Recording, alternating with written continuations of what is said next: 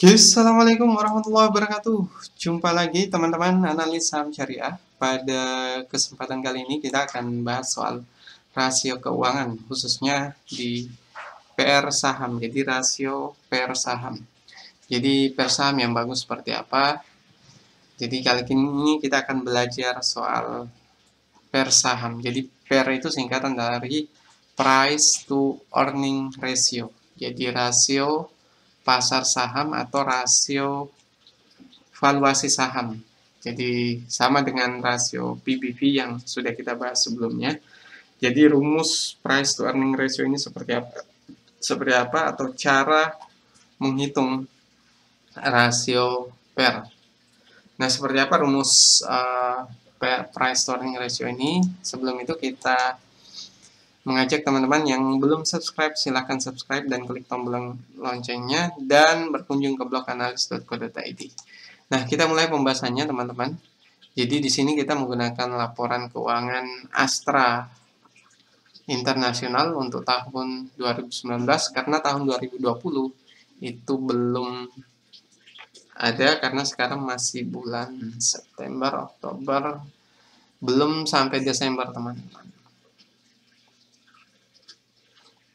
Oke, kita mulai saja. Jadi di sini teman-teman kita akan menghitung dengan kalkulator saham Excel. Jadi sebelumnya kita sudah buat video soal analisa fundamental saham. Nah, di sini teman-teman kalau mau melakukan analisis fundamental itu harus tahu beberapa rasio-rasio penting. Rasio profitabilitas itu ada beberapa. Nah, yang kita bahas di sini adalah rasio valuasi atau rasio pasar saham, tapi spesifik ke rasio PER atau price earning ratio. Jadi price earning ratio rumusnya seperti apa, cara menghitungnya seperti apa. Ini kita akan menggunakan kalkulator saham Excel. Oke teman-teman, jadi ketika kita ingin menghitung rasio PER atau rasio price to earning ratio, itu rumus yang pertama teman-teman harus ketahui, itu harus tahu rasio earning per share-nya dulu. Nah, rasio earning per share itu rumusnya adalah kalau di sini teman-teman lihat di atas ini I40 dikali I56 dibagi I26. Nah, I40 itu berarti kolom I baris 40. Nah, kenapa I40? I40 adalah laba bersih, I56 itu adalah pembulatan yang digunakan. Nah, teman-teman kalau melihat laporan keuangan seperti ini, jadi di sini ada dinyatakan dalam miliaran rupiah. Itu artinya dia menggunakan pembulatan miliaran, berarti angka yang tertera di sini, teman-teman harus tambahkan miliar lagi. Jadi untuk mendapatkan nilai penuhnya. Kalau pembulatannya jutaan, berarti teman-teman tambahkan 0,6 di sampingnya untuk mengetahui nilai penuhnya. Karena ini adalah pembulatannya miliaran, berarti tambahkan angka 0,9, ada 9 angka 0 di belakangnya.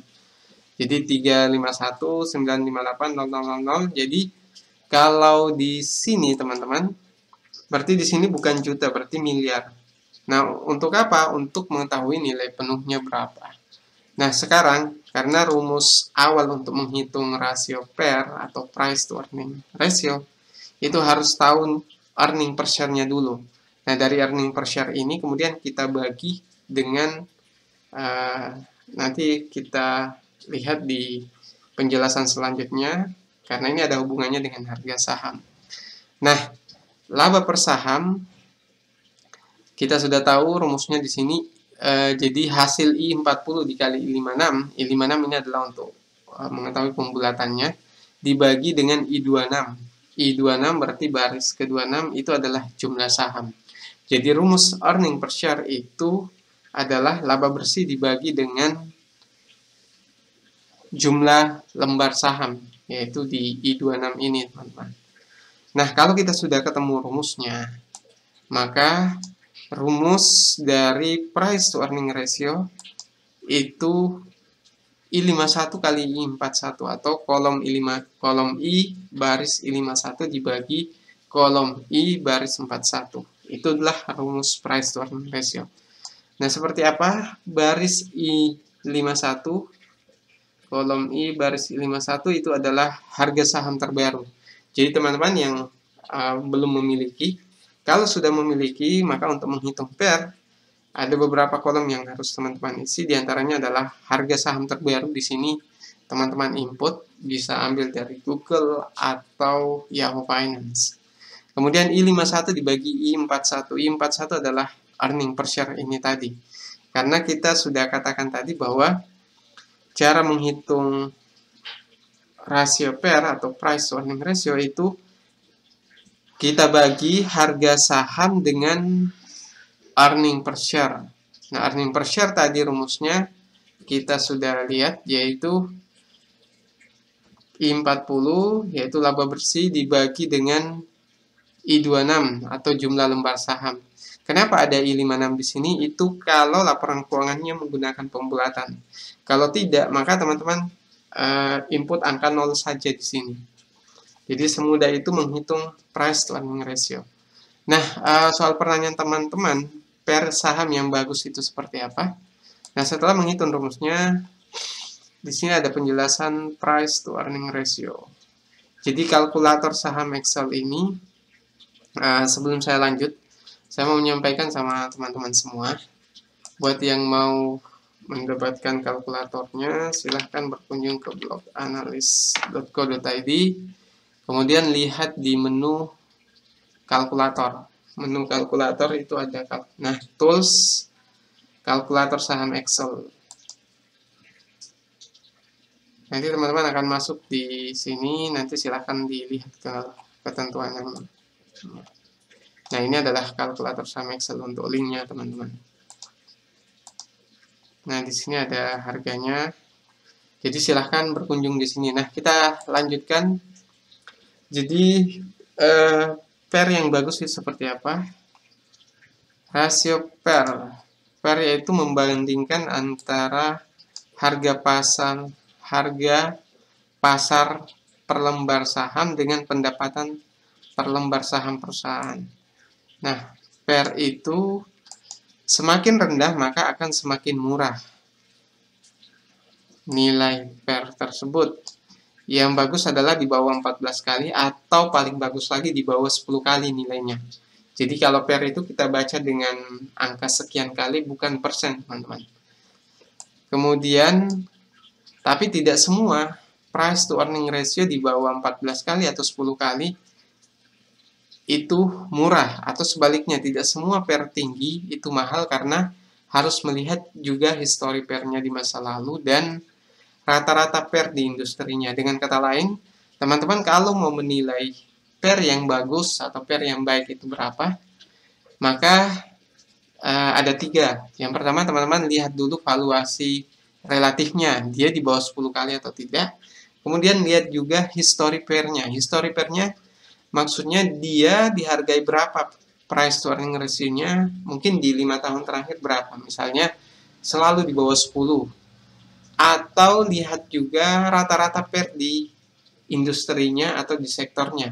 Maksudnya teman-teman hitung semua dulu nilai rasio PER dari beberapa saham di sektor yang sama, baru kemudian teman-teman jumlahkan dan bagi sesuai dengan jumlah saham tersebut. Nah, itulah rata-rata price to earning ratio-nya. Nah, kalau misalnya teman-teman ketemu bahwa rata-ratanya di angka 15, maka valuasi relatif ini tidak bisa kita gunakan.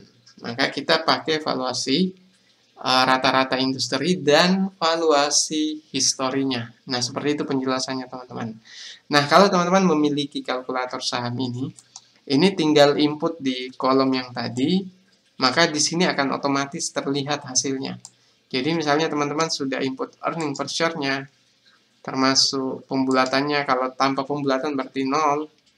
Jadi kalau earning per share, kemudian teman-teman masukkan juga jumlah saham, dan harga saham.